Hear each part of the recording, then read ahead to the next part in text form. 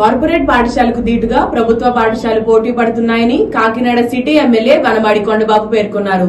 Gudarigunta municipal corporation పాఠశాలలో Coromandel group of companies ఆర్థిక సహకారంతో నిర్మించిన అదనపు తరగతి గదులు MLA Vanamadi Kondababu, Coromandel senior unit HJ. Jagannatham, senior general manager P. Padmanabham, DyEO KV Satyanarayana, MEO 1 TG. Subbarao, ప్రధానోపాధ్యాయులు ఎస్వీఎల్ రాజు తదితరులు ప్రారంభించారు. ఈ సందర్భంగా ఆయన మాట్లాడుతూ ప్రభుత్వ పాఠశాలలో మౌలిక సదుపాయాలు కల్పించే విధంగా విద్యాశాఖ మంత్రి నారా లోకేష్ కృషి చేస్తారన్నారని, ప్రభుత్వ పాఠశాల అభివృద్ధి కోసం అందరి సలహాలు మంత్రి లోకేష్ తీసుకోవడం జరుగుతుందన్నారు.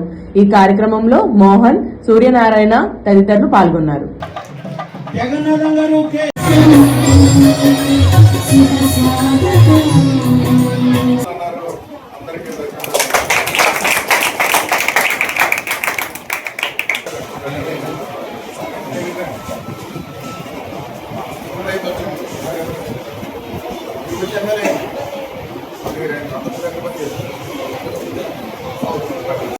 అన్ని విధాలు కూడా బట్టలు ఇవ్వాలి, షూ ఇవ్వాలి, పుస్తకాలు ఇవ్వాలి.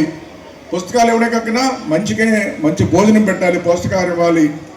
పౌష్టికాహారం ఇవ్వడమే కాకుండా వాళ్ళకి రోజుకో రకమైన చెక్కీలు ఇవ్వాలని కూడా